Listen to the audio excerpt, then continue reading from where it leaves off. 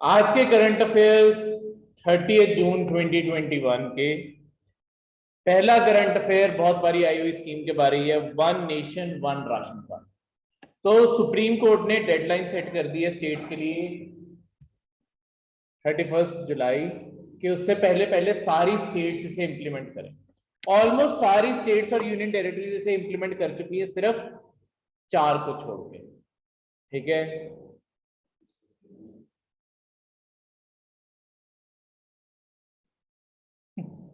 दिल्ली जैसी जो स्टेट्स हैं उन्होंने अभी अप्लाई करना है, और बाकियों ने ऑलमोस्ट सारी स्टेट्स इसे ज्वाइन कर चुके हैं।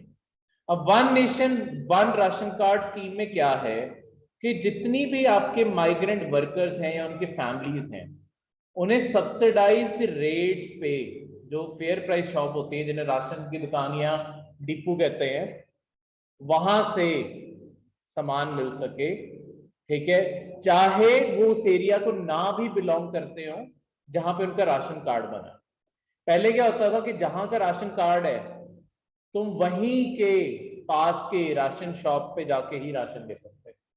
तो माइग्रेंट वर्कर्स को इसी से ही सबसे बड़ी प्रॉब्लम आती है, क्योंकि वो तो कहीं पे भी मूव कर जाएंगे। ठीक है, फिर तो उन्हें फ्री राशन मिलना बंद हो जाता, मतलब सब्सिडाइज, फ्री नहीं है, सब्सिडाइज।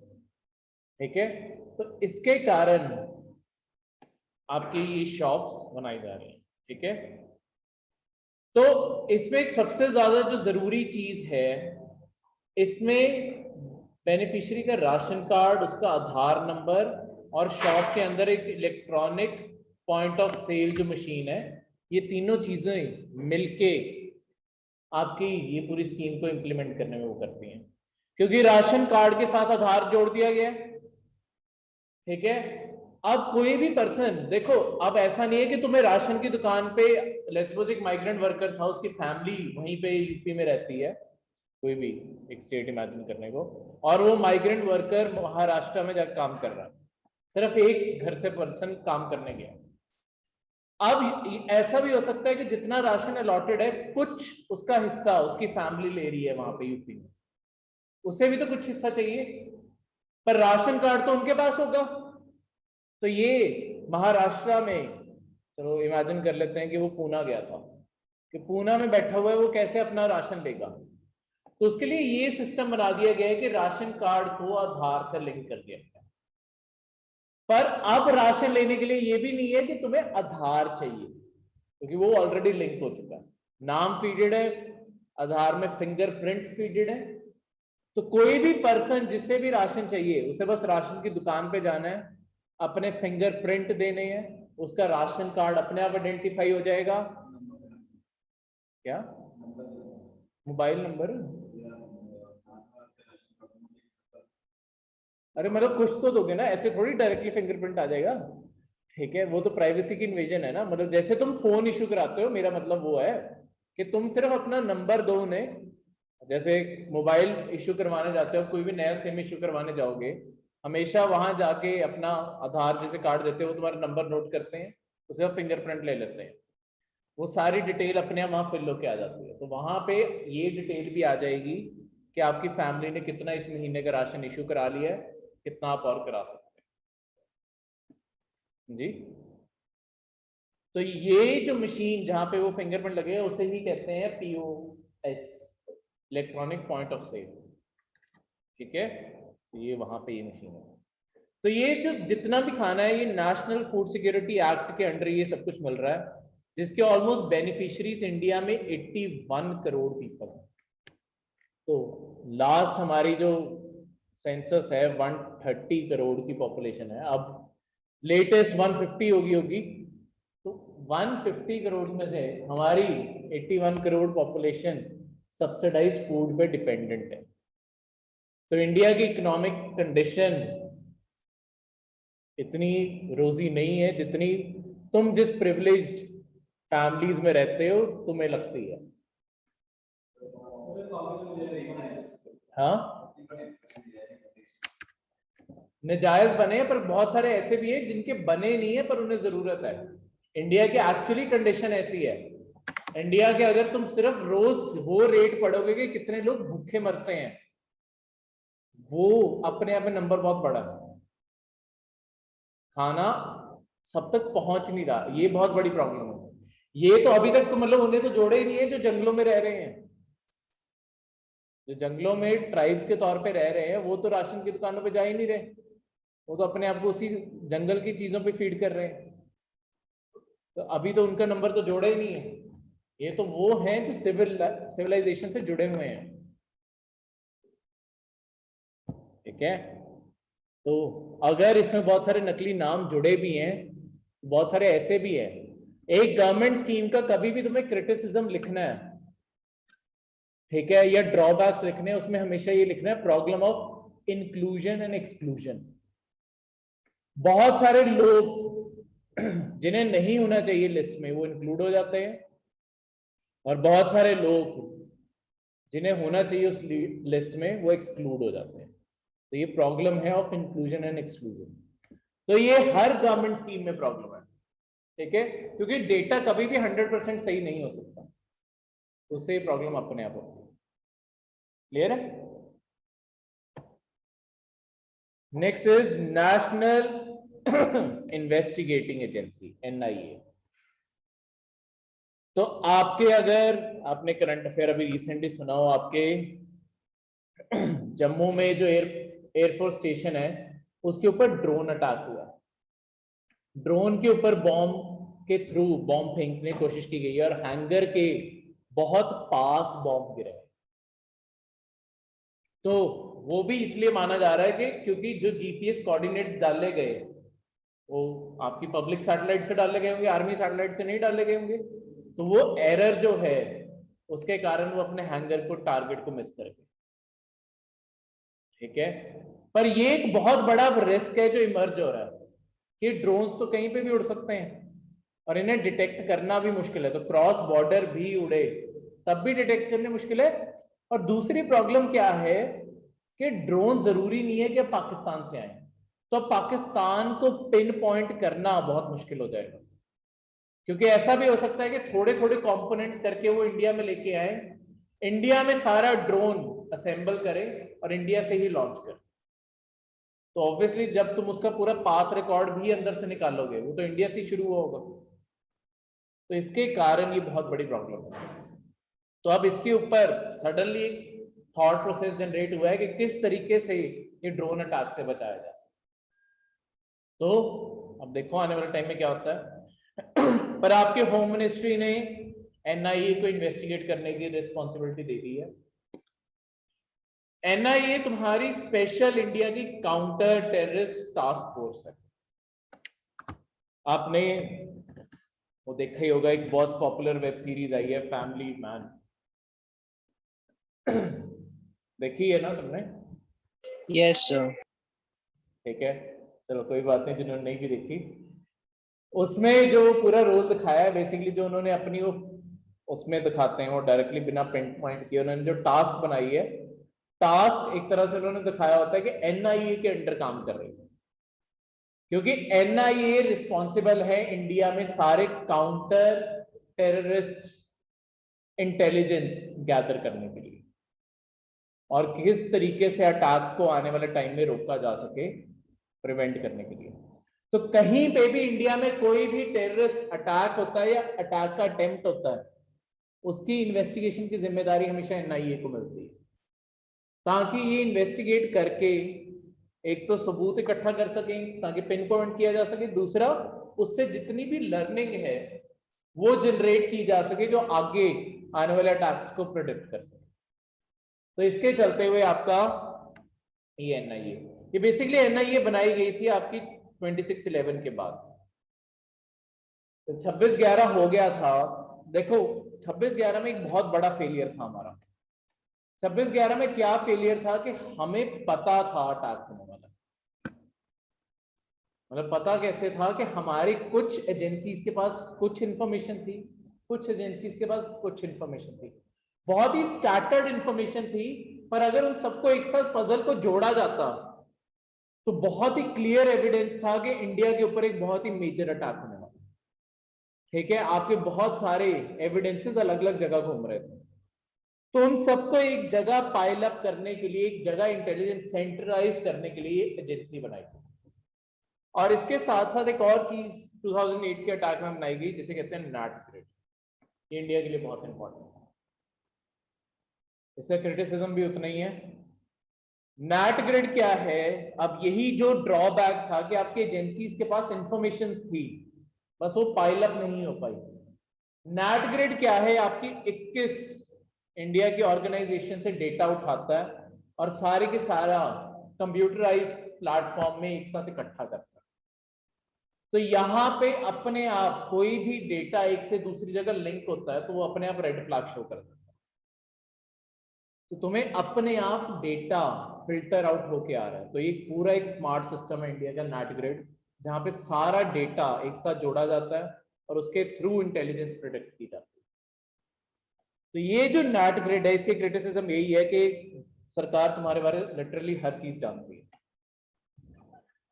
तुमने आखिरी बारी चाय कहां से पी है, तुम कब सोए हो, कब कितने बजे उठते हो, पर ऐसा नहीं है कि कोई तुम्हें स्पेसिफिकली बैठ के देख रहा है। कोई इतना भी फ्री नहीं है कि आज देखेंगे आज तुम लाइफ में कर क्या रहे हो, अनटिल अनलेस कोई देखना चाहता है तो देख सकते हैं वो। ठीक है, सरकार कहती है कि पॉसिबल नहीं है, पर प्राइवेसी इज अ मिथ। ठीक है, व्हाट्सएप जैसों को पता है तो सरकार को तो पता हो ही सकता है। ठीक है, अगर तुम्हें व्हाट्सएप फेसबुक को पता है कि आज तुमने ड्राई क्लीनर ढूंढ रहे हो तो 4 ऐड तुम्हें ड्राई क्लीनर की दिखा दी जाए तो ऑब्वियसली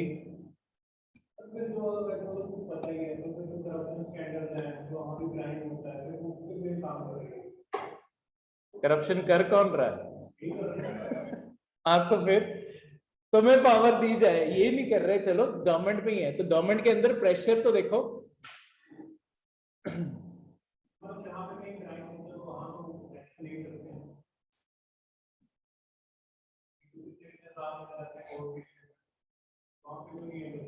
तो कोर्ट केस तो जब हो गया तब तो ऑब्वियसली सबूत सबमिट हो चुके हैं, वो तो कोर्ट के पास है कि कोर्ट के फैसला सुनाता है।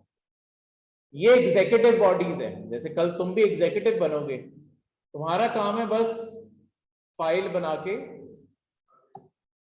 हाँ मतलब कोई केस है, लेट्स सपोज आईपीएस या पुलिस में हो गए, तुम्हारा काम इंसाफ देना थोड़ी है, अनटिल तुम सिंघम हो और गोली मारना तुम ज्यादा प्रेफर करो। ठीक है, तो नहीं तो तुम्हें फाइल तैयार करके अल्टीमेटली फाइल नहीं है इधर उधर लीगल प्रोसीडिंग फॉलो करनी पड़ेगी, पर डेटा इसमें सब आता है। तो इसमें मतलब 21 डिफरेंट सोर्सेज और इसे एक्सेस मतलब 21 सोर्सेज से आता है, इसे एक्सेस 11 कर सकती है एजेंसी। नैट ग्रिड सिर्फ 11 एजेंसीज हैं जहां वो एक्सेस कर सकती हैं, जैसे कि आपका RNAW, IB, NIA, CBI, narcotic bureau. अच्छा, एक RNAW वाली चीज याद रखना, इंटरव्यू के रिगार्डिंग बता रहा हूँ। कोई अगर तुम्हारे इंटरव्यू बोर्ड पे कोई इंटेलिजेंस ऑफिसर बैठा हुआ है या स्पेसिफिकली RNAW का कोई रिटायर्ड चीफ या ऐसी कोई यूपीएससी में, क्योंकि ऐसे लोगों को बुला लिया जाता है। एक बारी लिटरली किसी के इंटरव्यू के पैनल में इंदिरा गांधी खुद बैठी हुई थी वो इंसिडेंस भी हुआ है, तो कोई भी हो सकता है तुम्हारे इंटरव्यू पैनल में। ठीक है, तो अगर कोई रिटायर्ड, ये रेयर इंसिडेंस है, फ्री होगी उस दिन वो ठीक है तो ये जो पूरा का पूरा चीज है, अगर कभी तुम्हें अपने आंसर देते हुए इस एजेंसी को रेफर करना है, रॉ नहीं बोलना। रॉ का मतलब होता है कच्चा, R&AW बोलना।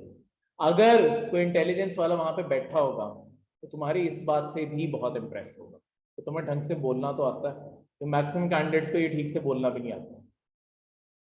ये रॉ नहीं है जो आपकी टाइगर जैसी मूवीज में बोल देते हैं। ठीक है कि हाँ, कोई भी RNAW में काम करने वाला इसे रॉ नहीं बोलता। ठीक है, तो फिर फाइनेंशियल इंटेलिजेंस यूनिट, ये जो जिसकी तुम बात कर रहे थे, फाइनेंशियल इंटेलिजेंस यूनिट वो है जो आपके स्कैंडल्स को निकालती है, जो आपके जितने भी स्कैम्स होते हैं, ये सब कुछ होता है, डेटा इनके पास भी है। हाँ बिल्कुल, अथॉरिटी, तुम एक्सेस कोई भी इंफॉर्मेशन कर सकते हो, पर वही बात है कि करोगे क्या उस इंफॉर्मेशन को, उसके बाद विसल ब्लोअर बनोगे। इंडिया में विसल ब्लोअर्स को प्रोटेक्शन नहीं है, प्रॉब्लम ये है, वो इसलिए नहीं दी हुई। विसल ब्लोअर वो होते हैं जो गवर्नमेंट के अंदर जो गलत हो रहा है उसे पब्लिक के सामने लाने में हेल्प करते हैं। अमेरिका में क्या होता है, अमेरिका की जैसे वहां पे क्या है, क्योंकि उनकी कोर्ट बिल्कुल इंडिपेंडेंट है, तो उनकी कोर्ट या एफबीआई जैसी जो एजेंसीज हैं वो विसल ब्लोअर जो उनकी प्रोटेक्शन है उसमें आपको बिल्कुल अलग आइडेंटिटी, नया घर, सब कुछ नई आइडेंटिटी दे देते हैं कि गायब हो जाओ यहाँ से, तो फिर तुम्हें ढूंढ ही ना पाए। इंडिया में पता ही होता है कि ये है विसल ब्लोअर सबसे पहले तुम्हारे घर मीडिया ही पहुंच जाएगी कि सर पता कैसे चला तो उसके बाद फिर गवर्नमेंट को भी लगता है तुम्हें नई आइडेंटिटी देके करेंगे क्या, पता तो है सबको कैसा महसूस कर रहे हैं आप। तो ये सारे के सारे आपके पास, ये देखो इनडायरेक्ट टैक्सेशन, इनके पास भी डेटा है, डायरेक्ट टैक्सेस वालों के पास भी है, रेवेन्यू इंटेलिजेंस वालों के पास भी है, जीएसटी इंटेलिजेंस वालों के पास भी है, ये सबके पास ये सारा डेटा है। पर वही है कि ये डेटा इन स्पेसिफिक स्कैम्स के लिए नहीं यूज होता, काउंटर टेररिज्म के लिए। NatGrid बनाया ही काउंटर टेररिज्म के लिए, क्योंकि ऐसी कोई ट्रांजैक्शंस जो लगती हैं कि किसी इलीगल एक्टिविटी में फंड होने के लिए यूज होंगी, ठीक है, मतलब वो वाली तुम्हारी ट्रांजैक्शन नहीं जज होंगी कि गूगल पे पे कूपन आएगा 10 रुपए, तुम मुझे भेज, फिर मैं तुझे भेज देता हूँ, दोनों को कूपन आ जाएगा, ठीक है, वो वाली ट्रांजैक्शन नहीं जज करेंगे ये कोई बहुत बड़ी ट्रांजैक्शन और मल्टीपल स्केल पे जंप हो रही है, ठीक है, या कोई सडन बहुत ही डूबियस बाहर से पैसा आया और कहीं और चला गया, और ऐसी ट्रांजैक्शंस को ही कैच करते हैं। क्लियर है? Next is privilege motion. तो आपके टाइम्स नाउ, एक और महान चैनल, उसके अगेंस्ट आपके कांग्रेस लीडर जयराम रमेश ने पार्लियामेंट स्टैंडिंग कमेटी, क्योंकि वो चेयरमैन है उसके, तो उन्होंने प्रिविलेज मोशन शुरू किया। अब ये प्रिविलेज मोशन क्या होता है? देखो, कोई भी पार्लियामेंट के, पहले तो कोई पार्लियामेंट के खिलाफ, मतलब बाहर वालों के लिए दो जगह पे प्रिविलेज मोशन होता है, एक तो खुद के मेंबर्स के ऊपर प्रिविलेज मोशन, एक बाहर यानी कि जो एमपीज हैं उनके ऊपर प्रिविलेज मोशन, एक जो पार्लियामेंट के बाहर के लोग हैं यानी कि हम सारे सिटीजन, हमारे ऊपर प्रिविलेज मोशन। जो तो एमपीज हैं अंदर हाउस के अंदर ही, उनके ऊपर प्रिविलेज मोशन तब लगता है अगर वो पार्लियामेंट से झूठ बोलते हैं, ठीक है।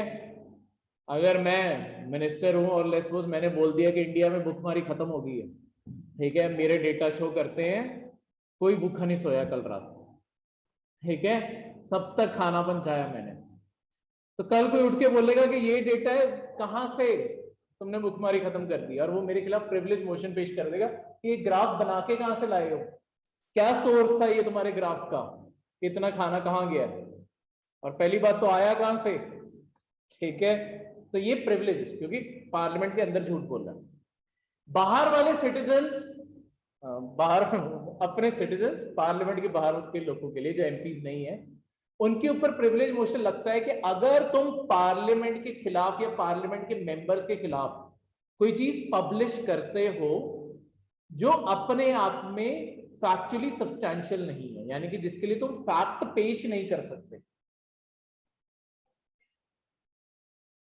एक सॉर्ट ऑफ डेफर्मेशन है, और ये पार्लियामेंट की तरफ से डेफर्मेशन है कि तुम पार्लियामेंट को बदनाम करने की कोशिश कर रहे हो अननेसेसरी, पार्लियामेंट के मेंबर्स को बदनाम करने की कोशिश कर रहे हो अननेसेसरी, ठीक है। तुम्हारे पास कोई फैक्ट नहीं है, तुम्हारे पास कोई सबूत नहीं है, पर तुम तब भी वो रिपोर्ट्स पब्लिश कर रहे हो। ऑनेस्ट रिपोर्ट्स इसके अंडर नहीं आती, है ना, तुम्हारे पास डेटा है, किसी ने कुछ बोला है, तुम्हारे पास वो है ऑलरेडी, वीडियो बनी हुई है कि ये देखो सर बोला है, तो फिर नहीं होगा। पर जहां पे नहीं है तुम्हारे पास कुछ भी और तब भी तुम ये कर रहे हो, वहां पे प्रिविलेज मोशन लग सकता। क्लियर है? तो इसके अंडर क्या है कि वही सिविल और क्रिमिनल प्रोसीजर दोनों हो सकते हैं। हाँ, वो इनिशिएट करेगा, उसके बाद लोकसभा का स्पीकर या राज्यसभा का डेप्यूटी स्पीकर और डेप्यूटी चेयरमैन वो आगे बढ़ाएंगे इस मोशन को। ठीक है, वो उनका अपना पैनल वो बनाते हैं, यहाँ लिखा हुआ है लोकसभा में 15 का मेंबर है स्पीकर के द्वारा चुना हुआ, ठीक है, और राज्यसभा में 10 का। क्लियर है? डेप्यूटी चेयरमैन, ठीक है। नेक्स्ट इज आपका एक देश इथोपिया। तो इथोपिया में हो क्या रहा है कि ये जो आपको लाल लाल एरियाज दिख रहे हैं ना, इथोपिया में सिविल वॉर छिड़ी हुई है और ये सारे एरियाज हैं जहां पे आपके जो रिबेल्स है वो कब्जा कर चुके हैं। और ये मैप थोड़ा सा पुराना है, लेटेस्ट आज का जो करंट अफेयर है कि उन्होंने यहां पे भी कब्जा कर,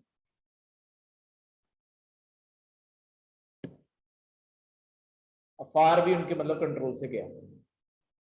तो अब गवर्नमेंट के ऊपर धीरे धीरे प्रेशर बढ़ रहा है, क्योंकि ये और भी जगहों पे मतलब मैप पुराना है थोड़ा, तो ये और जगहों पे भी पहले से बढ़ चुका है। ठीक है, तो आपका एक तरह से ये तो देश ही अलग है, ठीक है, सोमालिया। तो आपका ये जो सारा एरिया है, नहीं ये इसी का पार्ट है, सॉरी, सोमालिया इधर है, सोमाली है ये, इनका अपना हुआ है। ठीक है, तो ये सारा का सारा कंटेस्टेड एरिया है। तो यहाँ पे ये टिग्रे, यहाँ से ये शुरू हुए थे, टिग्रे फोर्सेस जो हैं उन्होंने ये सारे एरिया पे कब्जा कर लिया और अब उनकी बेसिकली गवर्नमेंट की पोजीशन कमजोर पड़ती हुई दिख रही है। तो अगर गवर्नमेंट का स्ट्रॉन्ग हैंड था जब पहले सबसे पहले पीस करने की बात शुरू हुई थी, अब धीरे धीरे आपकी गवर्नमेंट की पोजीशन कमजोर होती हुई दिख रही है।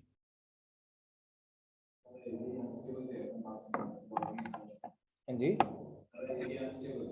हाँ बिल्कुल, सोमालिया भी डिस्टर्ब्ड है, इथोपिया भी वॉर पे चला गया, एरिट्रिया बहुत ही ज्यादा सप्रेस देश है ये छोटा सा, ठीक है, यहाँ पे कोई फ्रीडम्स नहीं मिलती।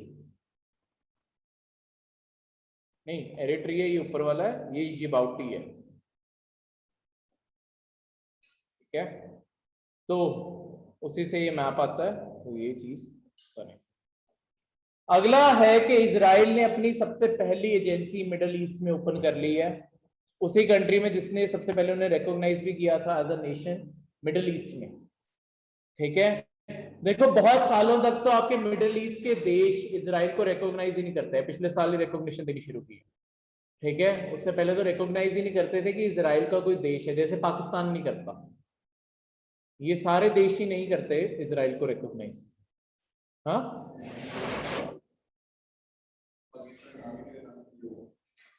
चलो वैलिडेशन मिल जाती है, देश तो है ही पाकिस्तान अब ऐसा भी ना करो तुम। ठीक है, आजकल उसकी हालत बहुत खराब हुई है, हमारे एक और नेबर की, किसकी फाइनेंशियल कंडीशन किसकी बहुत खराब है, पाकिस्तान की तो है ही। हाँ, श्रीलंका की फाइनेंशियल कंडीशन बहुत बुरी है, तो वो लिटरली सेम इंडिया से 1 बिलियन करेंसी स्वैप एक चीज होती है, उस एग्रीमेंट की वेट कर रहा है ताकि 1 बिलियन रिलीफ मिल जाए उसे। ठीक है,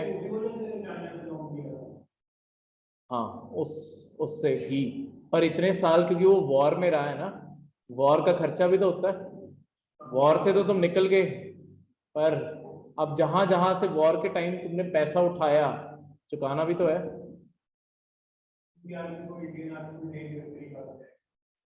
वो तो फ्री में कर देते होते हैं हम, क्योंकि अरे उसके पैसे नहीं होते, क्योंकि वो तो डिप्लोमेसी में कर देते हैं। ठीक है, तो और हथियार खरीदने के लिए, ये सारी चीजों के लिए पैसा चाहिए। तो इजराइल की यूएई से करंट अफेयर बनता है, यूएई के हिस्से कितने हैं। जब हम जनरली वैसे यूएई को जानते हैं, यूएई यूनाइटेड अरब एमायरेट्स। ये अलग अलग किंगडम्स हैं, एमायरेट्स हैं ये अलग अलग, जिन्होंने एक साथ जुड़ के एक सेंट्रल गवर्नमेंट जरूर बनाई है, पर ये अपने अपने एरिया में अलग अलग प्रिंसेस हैं इनके। सबसे बड़ा और जो मेन है इनमें वो है अबू धाबी। सुनते तुम दुबई के बारे ज्यादा होगे, पर इनमें सबसे जो जिस जगह का प्रिंस हेड माना जाता है पूरे यूएई का, वो अबू धाबी है। इसके अलावा दुबई, शारजाह, इंडियंस ने 3 सबसे ज्यादा सुने होते हैं, पर इससे बियॉन्ड एक दुबई का छोटा सा हिस्सा इधर भी पड़ता है। इसके अलावा हामिया, कल्बा, पुजारे, फकान, फुजूरा, अजमान, वायम और आपका खेमा, ठीक है, रसल खेमा। तो ये सारे के सारे छोटे छोटे एमायरेट्स थे, इन सब ने मिलके एक इंटरनेशनल फ्रंट के लिए कंट्री बना ली, पर अपने अपने एरिया में इनका ही रूल चलता है, ठीक है। तो ये है आपका यूएई। ये क्यों इंपॉर्टेंट है? यूपीएससी के प्रीवियस पेपर में 2 बार पूछा जा चुका है। यूएई के इनमें से कौन सा हिस्सा नहीं है, इनमें से कौन सा हिस्सा है, ठीक है। आपको ये ऑप्शन याद करने जरूरी है। नहीं, अबू धाबी नहीं इतना डेवलप्ड, अगर इससे कंपेयर कर लो अबू धाबी भी इतना डेवलप नहीं है। दुबई इन स्पेसिफिक सबसे ज्यादा डेवलप कर गया, वही है जो लोकल किंग है वो वहां की पॉलिसीज वो गाइड करता है। कुछ, हाँ, कुछ जो है वो बहुत ही ज्यादा कंजर्वेटिव है, वो वहां पे कुछ भी नहीं करने देते, ठीक है। कुछ है वो ज्यादा ही ओपन है, जैसे दुबई है वो इसीलिए ओपन ज्यादा है वो, ठीक है।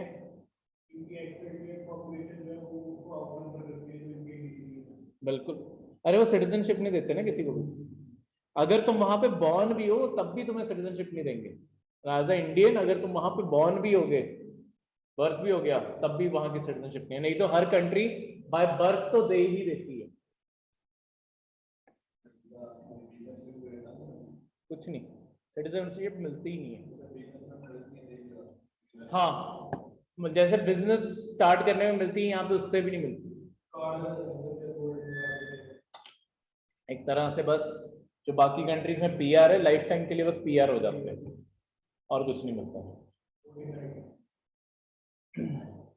और फिर इन्हीं कंट्रीज में जाके क्यों रहना है? चलो वैसे वेल्थ है, पर फैसिलिटीज कहीं और ज्यादा बेटर मिल जाएंगी। जिस दिन मिडल ईस्ट अनस्टेबल भी तो उतना ही ज्यादा है।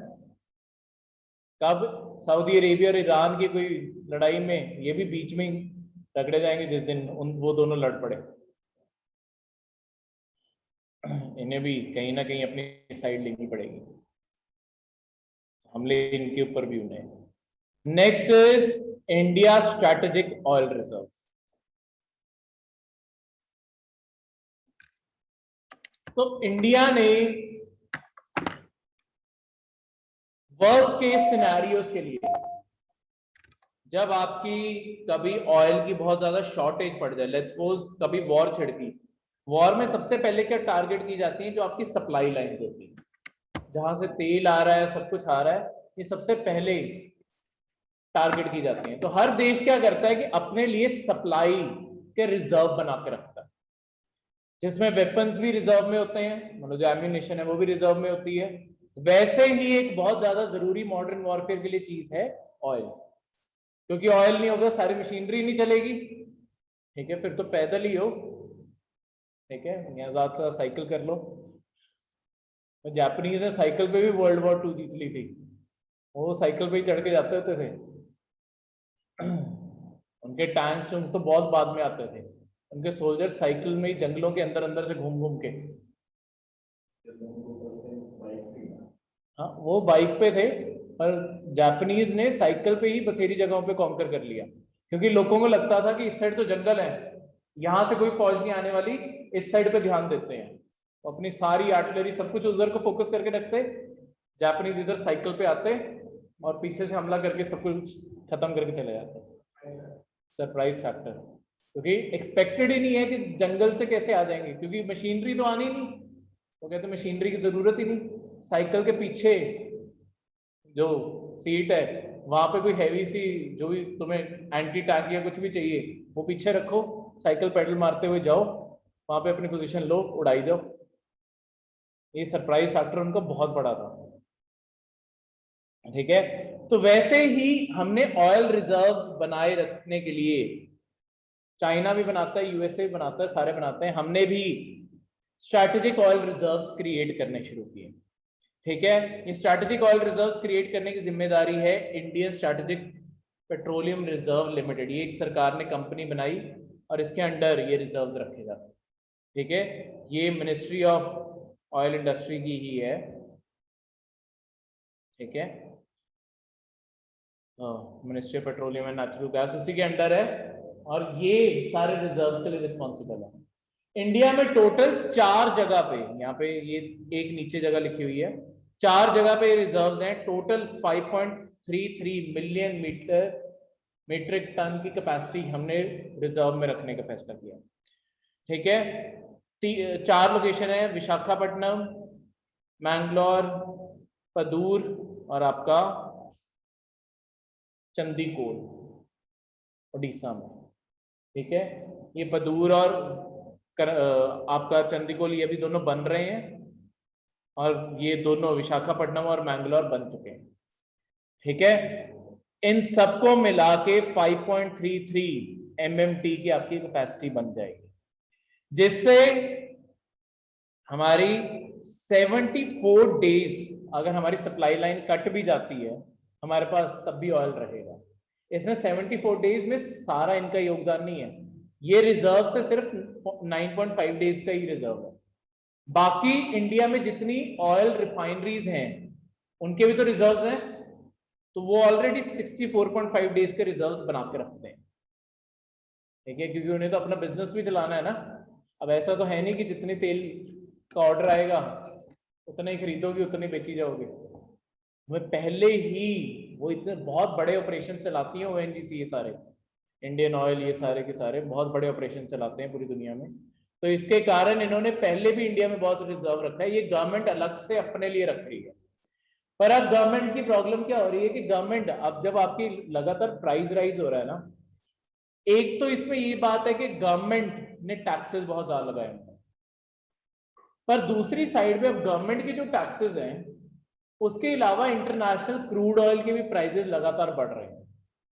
तो गवर्नमेंट को इसी से दिक्कत हो रही है, क्योंकि एक पॉइंट के बाद अब वो पॉइंट आ चुका है कि लोगों को गवर्नमेंट से तकलीफ होने लग जाती है कि इतने ज्यादा प्राइसेस क्यों बढ़ रहे हैं।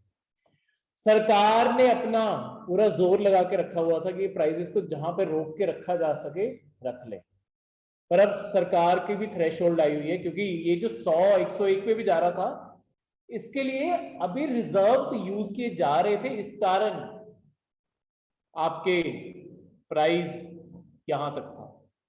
तो सरकार कह रही है कि अगर अभी भी, इसकी प्रॉब्लम ये है कि आपके जो सारे पेट्रोल बनाने वाले देश है ना, जो प्रोड्यूसर है, उनकी ऑर्गेनाइजेशन है ओपेक। ये सऊदी अरेबिया ये सारे के सारे, अंगोला ये सारे ओपेक प्लस, जिसमें रशिया भी पार्ट बन जाता है, क्योंकि नहीं तो ये रशिया के साथ जब कंपीट करते हैं रशिया इनकी मार्केट तोड़ने पे लग जाता है। तो इन्होंने रशिया को भी मिला लिया, तो ये ओपेक प्लस बन गया। प्लस का मतलब है रशिया भी है साथ में। तो ये सब मिलके क्या कर रहे हैं, ये हर कुछ टाइम में मीटिंग करते हैं और ये ना अपनी जो प्रोडक्शन है जो ये बना रहे हैं, ये प्रोडक्शन गिराते जा रहे हैं। क्योंकि मैं जितना कम बनाऊंगा, सप्लाई डिमांड उतनी है, मैंने सप्लाई कम कर दी, प्राइस अपने आप बढ़ेगा। तो ये जानबूझ के अपनी प्रोडक्शन कम करके बैठे ताकि प्राइस और बढ़े, प्रॉफिट्स और बढ़े। ठीक, हाँ, अमेरिका के पास ये है ना, अमेरिका इंडिया जितना डिपेंडेंट नहीं रहा। अमेरिका ने क्या किया, अमेरिका में शेल रेवोल्यूशन हो चुका है।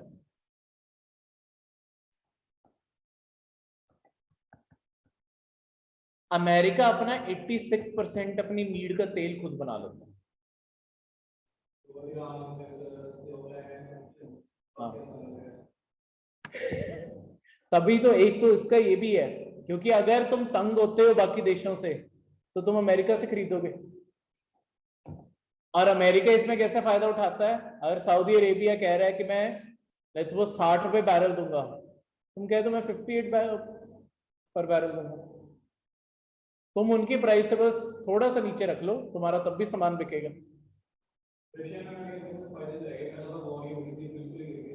बिल्कुल। तो अभी इंडिया यही कर रहा है। एक तो देखो अब है क्या कि दुनिया में इसके बाद भी जो अमेरिका चाहे अपना 86% खुद बनाता है, पर जो अमेरिका का रिमाइंडर है ना, वो भी बहुत बड़ा फिगर है, क्योंकि अमेरिका बहुत ही ज्यादा ऑयल कंज्यूमिंग कंट्री है। ठीक है, तो इसके कारण अब चीज क्या है कि इंडिया और ये सारे देश ना अब एक और अलायंस बनाने की सोच रहे हैं ऑयल इंपोर्टिंग कंट्रीज की, जो दुनिया के सबसे बड़े इंपोर्टर्स हैं ऑयल के, वो एक साथ आ जाएं, क्योंकि एक साथ आ गए तब तुम नेगोशिएट कर सकते हो कि क्या प्राइस है, नहीं तो नहीं कर सकते।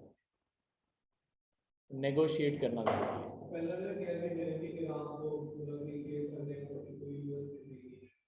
क्या चीज?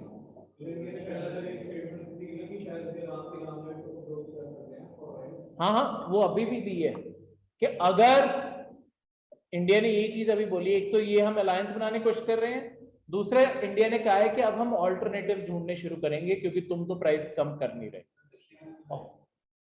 रशिया ओपेक के साथ जुड़ गया है ना, वो तो अभी बना रहे हैं, एक्सप्लोर कर रहे हैं। ठीक है, और एक ऑयल फील्ड से कुछ नहीं होता, तो बहुत सारे ऑयल फील्ड लगते हैं इंडिया जैसे देश को चलाने के लिए। तो इसी चीज के लिए हम फिर बोल रहे हैं कि हमें ईरान जैसे देशों से खरीदना पड़ेगा। ईरान बहुत सस्ते में देने को तैयार है तेल। बस वही बात है कि जो अमेरिका ने सैंक्शन लगा के रखी हैं वो अमेरिका खरीदने नहीं देता, पर अगर क्योंकि तुम्हारे अपने देश की बात आ जाएगी तो तुम्हें खरीदना ही है, फिर चाहे जो मर्जी जो बंदा मर्जी बोलता रहे। ठीक है, अमेरिका तो किसी के केस में सुनता नहीं, तो हम क्यों सुने? बिल्कुल। और एक बार ईरान से बहुत सारी कंट्रीज ने तेल खरीदना शुरू कर दिया, इन सबने अपने आप गिरा देना है। अगर सिर्फ चाइना और इंडिया कहीं और से तेल खरीदने लग गए, इन्होंने तब भी प्राइसेस गिरा देने। तो हाँ हाँ बिल्कुल, क्योंकि मोनोपोली तोड़नी जरूरी है।